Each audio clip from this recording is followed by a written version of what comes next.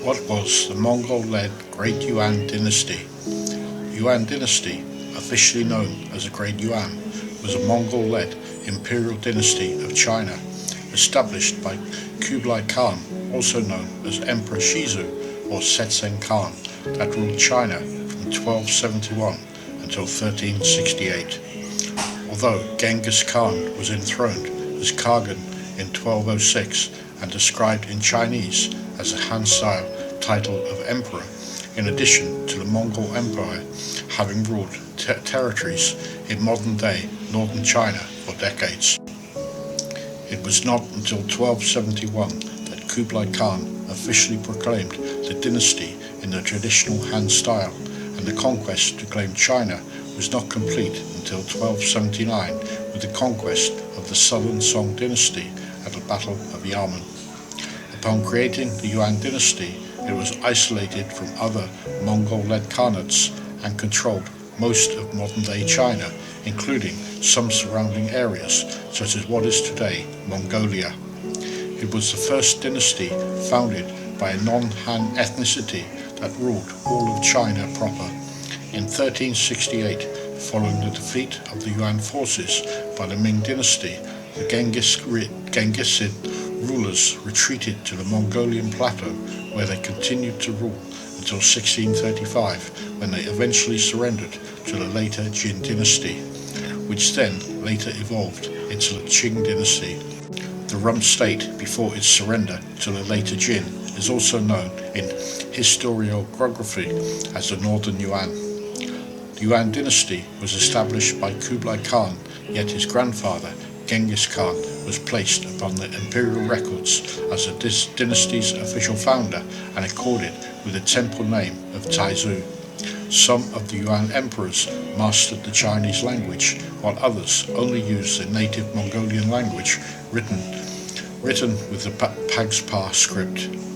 Kublai, as a Khagan or Great Khan of the Mongol Empire from 1260, had claimed supremacy over the other successor Mongol khanates, namely the Chagatai, the Golden Horde, and the Ilkhanate, before proclaiming as the Emperor of China in 1271. As such, the Yuan was also sometimes referred to as the Empire of the Great Khan. However, even though the claim of supremacy by the Yuan emperors was recognized by the Western Khans in 1304, their subservience was nominal, and each continued its own separate development.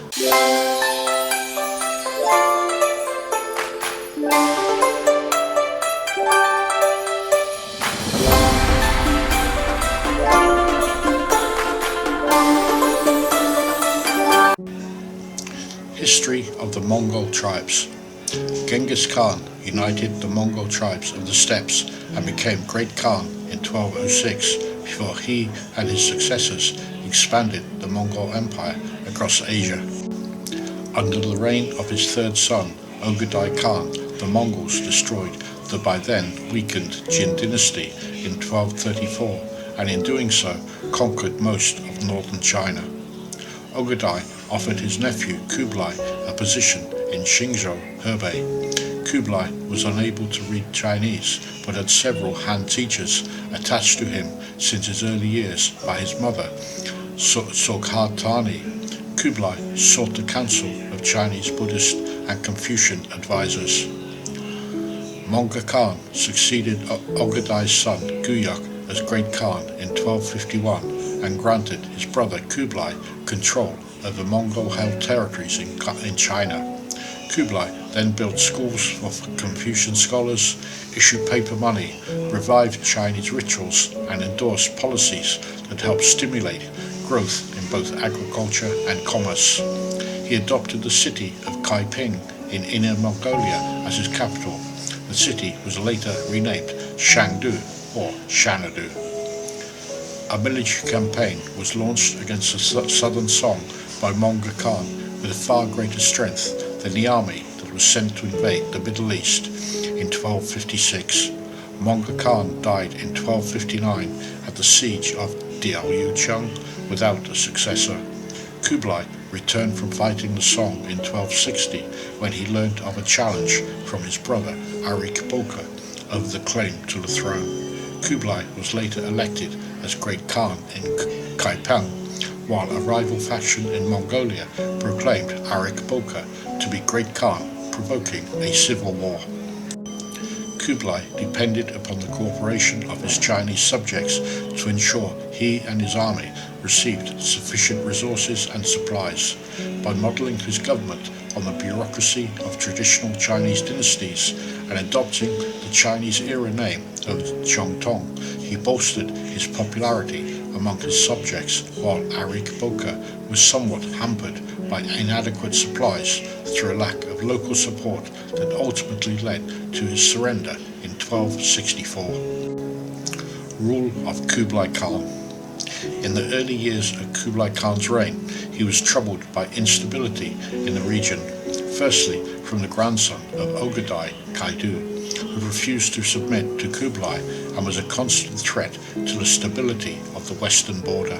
The second issue facing Kublai's early reign was from the south. The hostile but weak Song dynasty remained a threat. In the northeast, the threat from the kingdom of Goryeo was lessened by installing the hostage prince Wanzhong as ruler, making the Korean kingdom a puppet or tributary state of the Mongol Empire.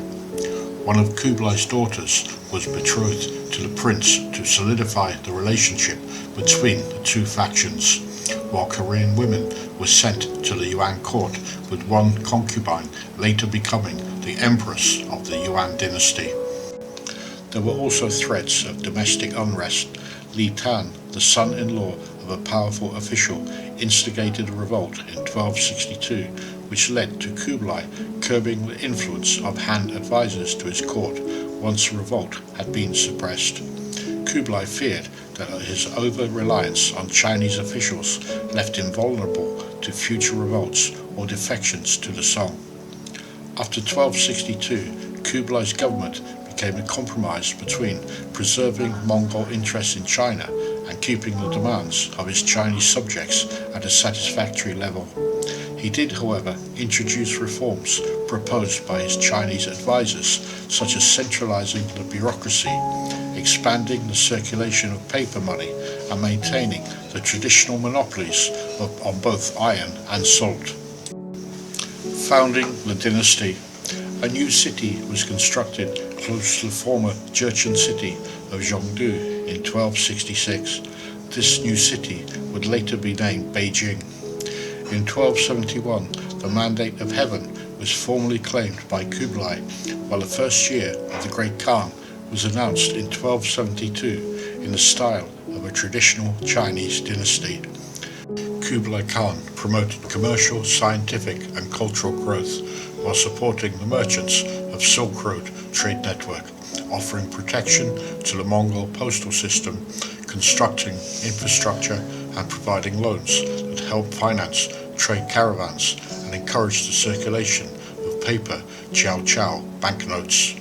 During the early years of the dynasty, coins continued to be issued. However, under Kublai Khan, those coins were completely replaced by paper money. It was not until Togun Tamir's reign that the Yuan government would attempt to reintroduce coins for monetary use. The Pax Mongolica, or Mongol Peace, allowed for the spread of technology and culture between China and the West.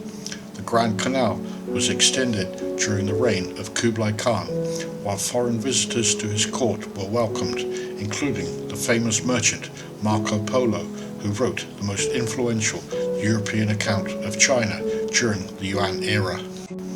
Military conquests and campaigns. Kublai Khan undertook an expansionist policy with a renewed drive against the Song dynasty by first besieging Xianyang from 1268 until 1273, his final obstacle to capturing the prized Yangtze River basin. There was an unsuccessful naval expedition against the Japanese in 1274, while the ruling Yuan family in the kingdom of Dali in today's Yunnan province became a vassal to the Yuan while remaining in power and assisting the Yuan against the Song. While the Yuan family was relatively independent during the Yuan dynasty, other local tribal leaders within Yunnan, Sichuan and Guizhou were similarly treated through submitting to Yuan rule. In 1276, the Song capital of Hangzhou, at the time the wealthiest city in China, fell to the forces of Kublai Khan. This led to the surrender by Emperor Gong of the southern Song, while some Song loyalists escaped capture, only to be defeated at the Battle of Yamen in 1279, bringing an end to the Song dynasty. After 1279, Kublai's government faced financial difficulties due to the costs of wars and construction projects, and efforts to raise taxes were plagued by corruption and political scandal. The mishandling of military expeditions followed, including a second failed attempted invasion of Japan in 1281 due to a typhoon. Further botched campaigns against Annam, Champa and Java followed. Although there was a success in Burma, most of the unsuccessful campaigns were a result of disease due to the inhospitable climate and the terrain being unsuitable to the mounted horsemen of the Mongols. Kublai Khan's favoured wife died in 1281. This was followed by his heir dying in 1285 as Kublai retreated from his imperial duties through his grief. In 1293 he fell ill, leading to his death in February 1294. Successors after Kublai Khan. Temür Khan. Kublai originally named his oldest son Zhenjin as his crown prince, but he died in 1285, 9 years before Kublai's death. Zhenjin's third son, along with the help of his mother Khagan and Bayan, a minister, succeeded the throne and ruled as Temür Khan, also known as Emperor Chenzong, from 1294 until 1307. As emperor, Temür Khan decided to continue in much the same way as his grandfather had, as well as making peace with the western Mongol khanates, as well as his neighbours such as Vietnam. Despite this, the corruption within the Yuan dynasty began during this reign. Kublai Khan. Kublai Khan, or Emperor Wuzhong, came to the throne following the death of Temür Khan, and unlike his predecessor, did not continue in the same vein, largely rejecting the policies and objectives of both Kublai and Temür. Kublai introduced a policy he called New Deals, which focused on monetary reforms. During his short reign from 1307 until 1311, the government faced financial difficulties, partly as a result of poor decisions made by Kublai. By the time of his death, China faced severe debt, and the Yuan court was viewed with popular discontent. Ayub Bawada Bayuntu Khan.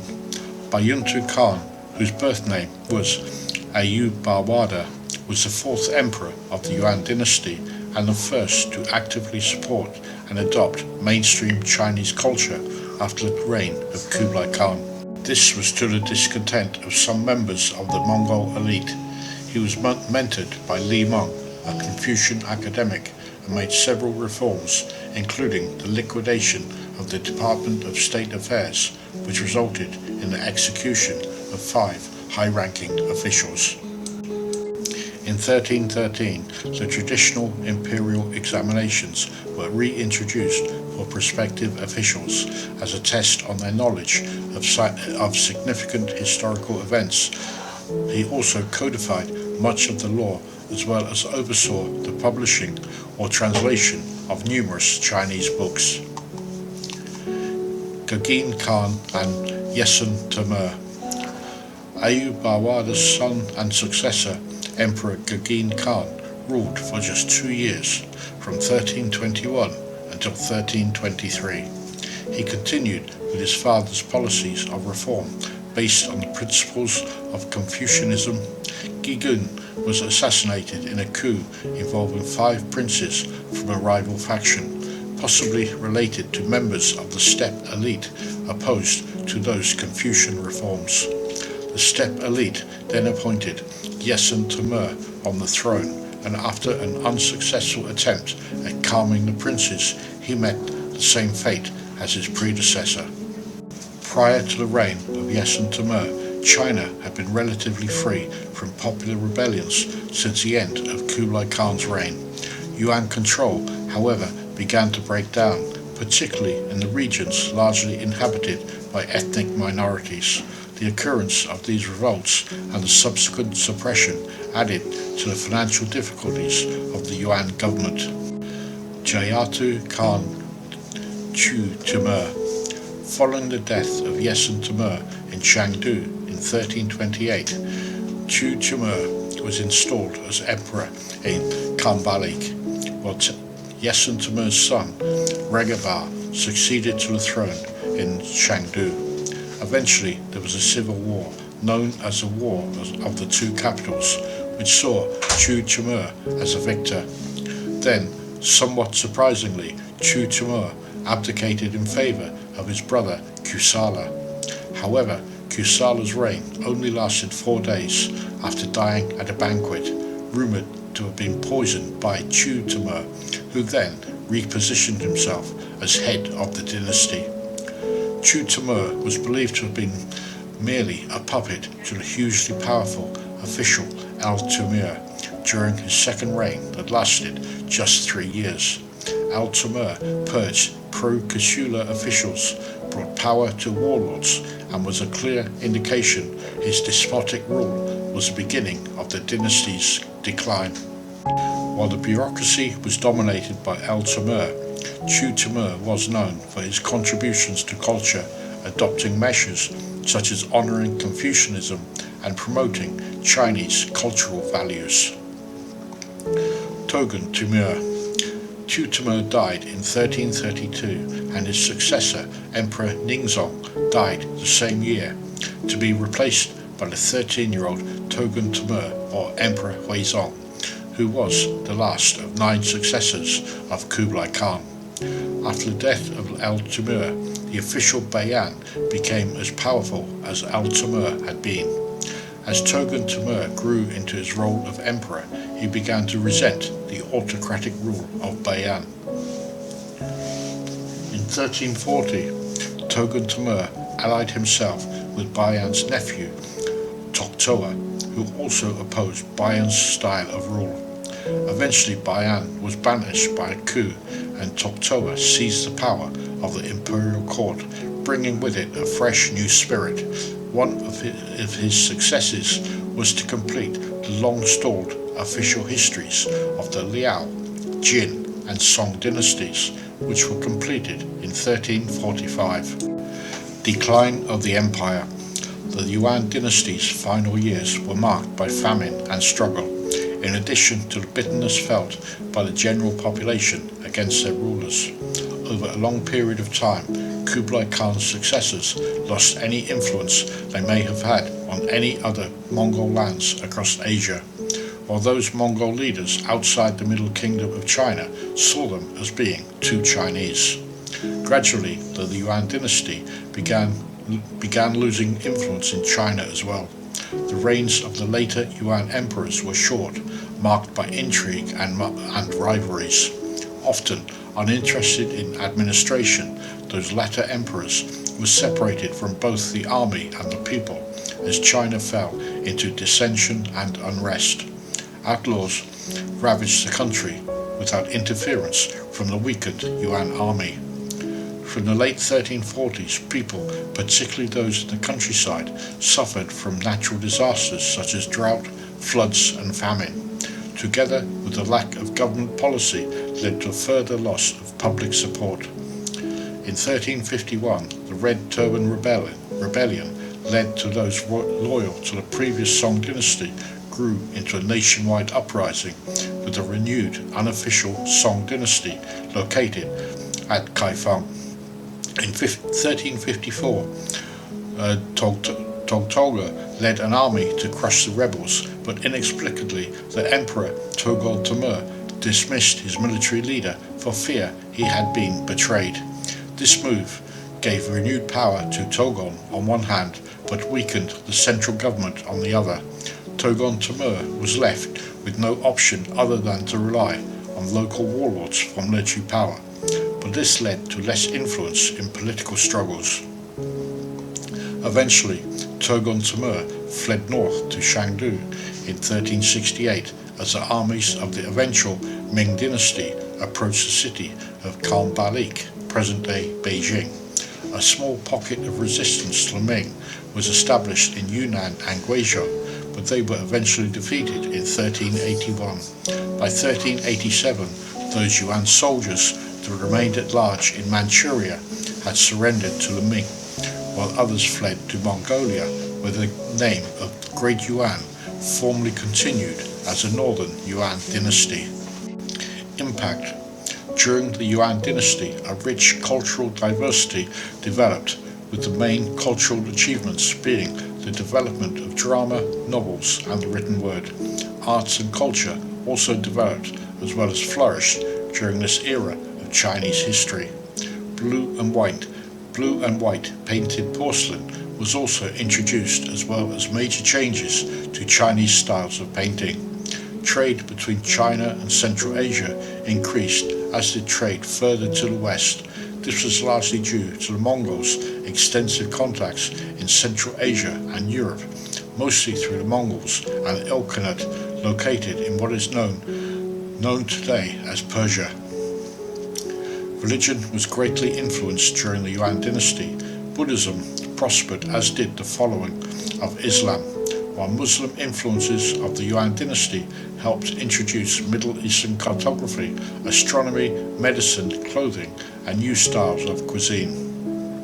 New crops such as carrots, turnips, new varieties of lemons, eggplants, and melons were also introduced, as was high-quality granulated sugar and cotton.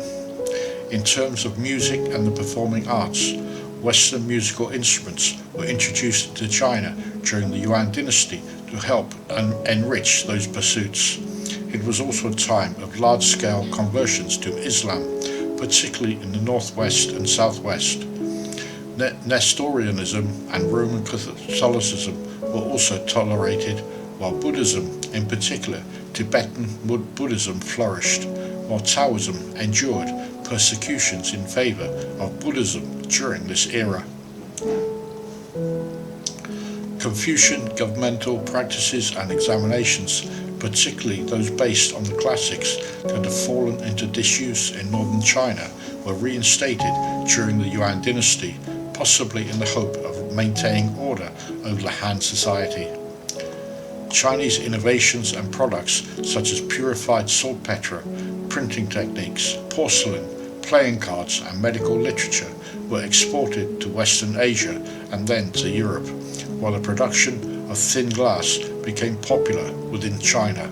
The first recorded travels by Europeans to China and back took place during the Yuan Dynasty, the most famous of these travellers being the Venetian Marco Polo, and his account of his trip to the capital of the Great Yuan astonished the people of Europe.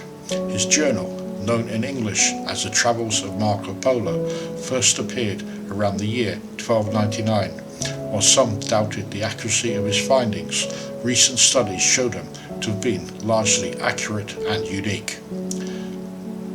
Extensive public works projects were undertaken during the Yuan Dynasty, including that of astronomer Guo Xiaojing, who helped with reforming the lunisolar calendar to provide an accuracy of 365.2425 days of the year, which was just 26 seconds of the modern Gregorian calendar's measurement. To provide against possible famines, granaries were ordered to be constructed throughout the empire.